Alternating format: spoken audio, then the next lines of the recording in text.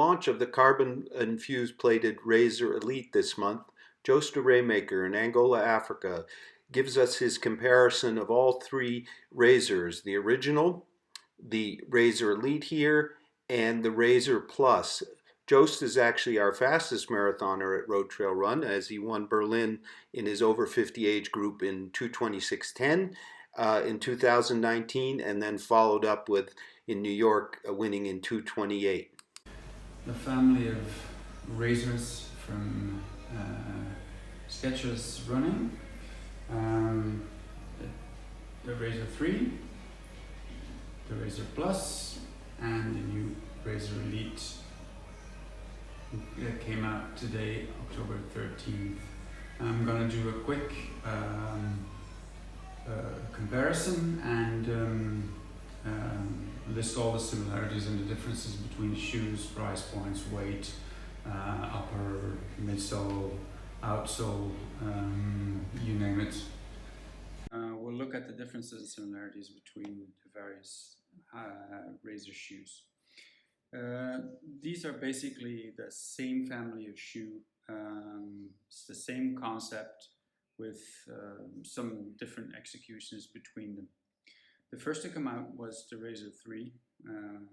This is already a later version. It's been pretty well worn in the meantime. This is the New York City Marathon edition. It's a light shoe. They all are. I'll tell you the weight. The weight of the New York City edition in a size 10, I had to size up on this one, is 191 grams, which is 6.7 ounces. The Razor 3, the Razor Plus is 199 grams, which is 7 ounces for a size 9.5. So it's actually heavier, even though it's half a size down.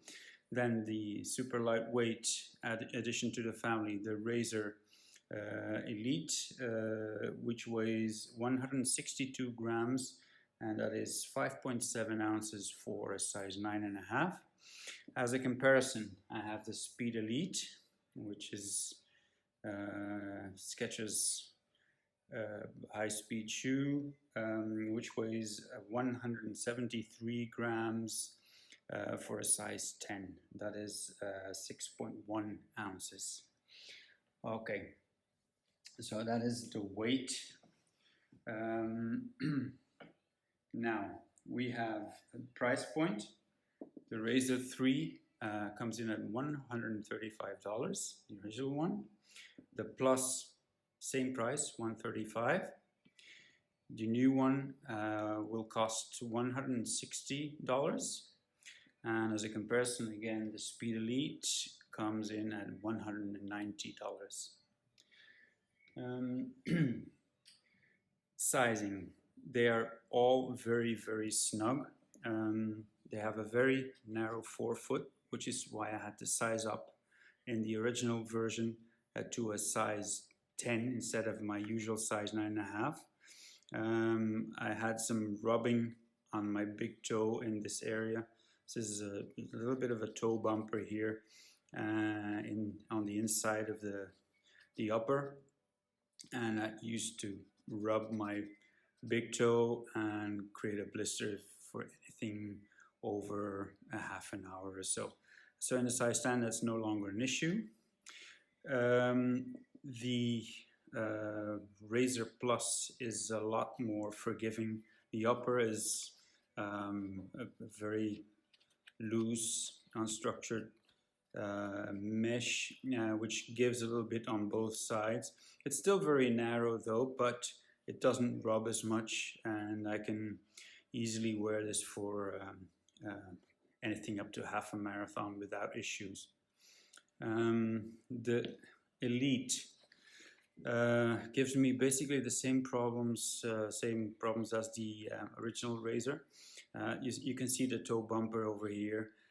Somewhere in this area, something rubs against my big toe and irritates it to the point where I would get a blister. I haven't run anything over half an hour in it yet, so but I can tell that if I did run, for example, a half marathon, I would end up with a blister. So if I were to buy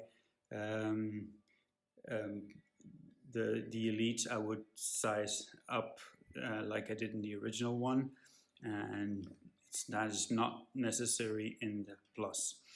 I had the same problem with the Elite, even though it's a size 10. So all the Skechers high performance shoes are very, very narrow for me in the toe area and rub. It's not really a length issue, although the three of them have a very, very, very snug race fit.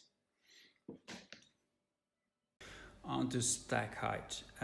For all practical purposes, they're the same for me. You can kind of hold them next to each other, and they're the same. Even the size 9.5 and the 10.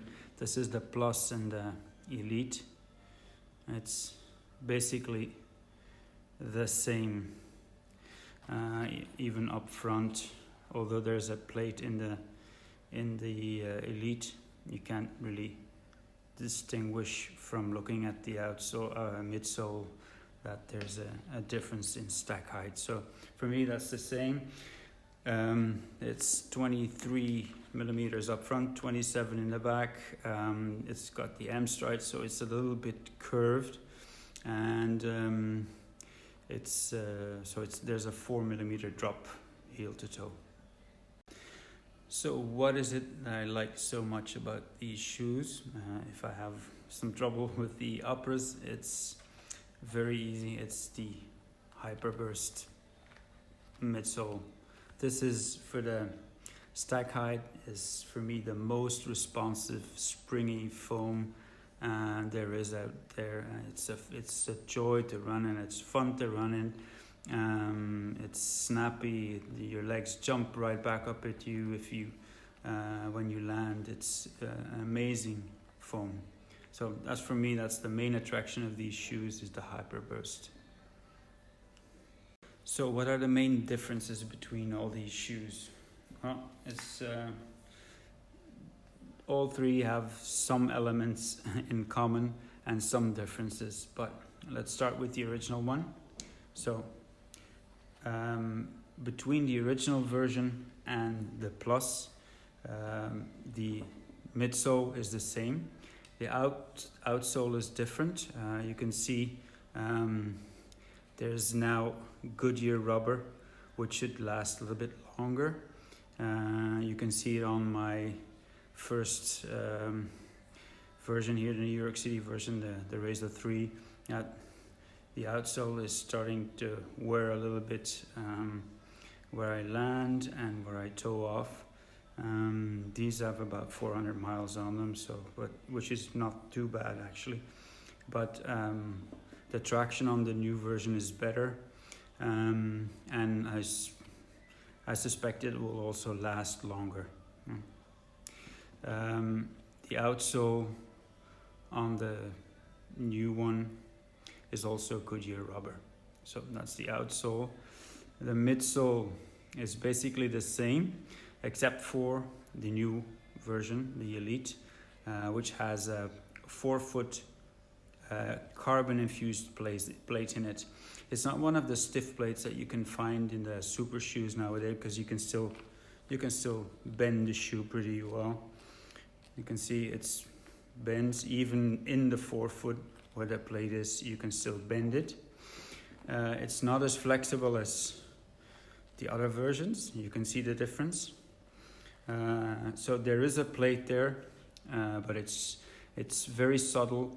It has just that little bit of stability that's very useful for when you're going fast, when you're going to curves or whatever. You can feel the difference. For example, if you step on a pebble or a little stone, you will feel it in this one and you won't feel it in that one.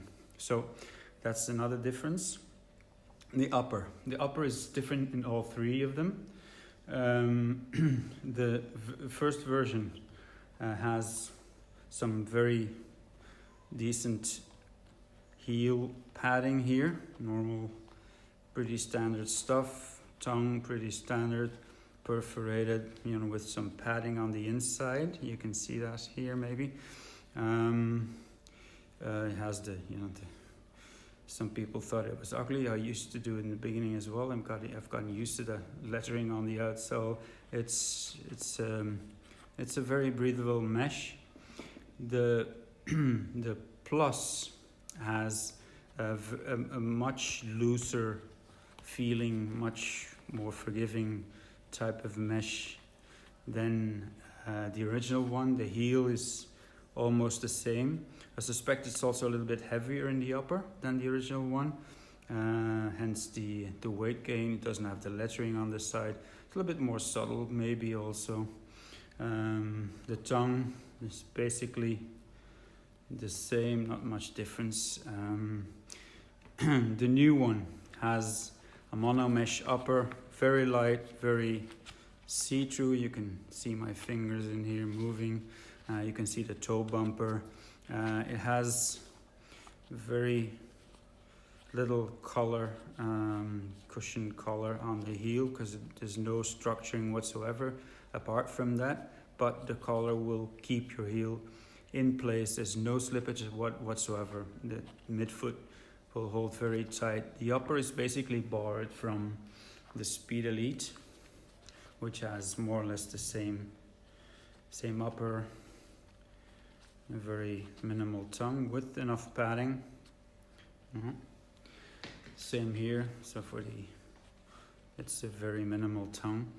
The laces are also, I guess they also wanted to shed some weight in the lace department. So it's a very thin lace, which is a little bit elastic, but it stays in place unless some of the other laces out there sometimes.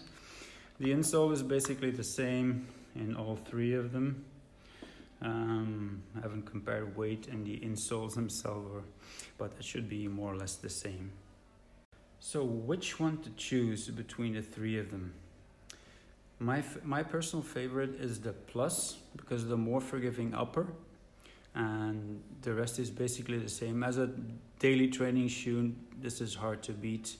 If you like the Hyperburst, it's one of the best all day long shoes you can have for your everyday training. If you want to go racing, I would suggest the Elite. For 5K, 10K road races, it should be one of the best shoes out there right now.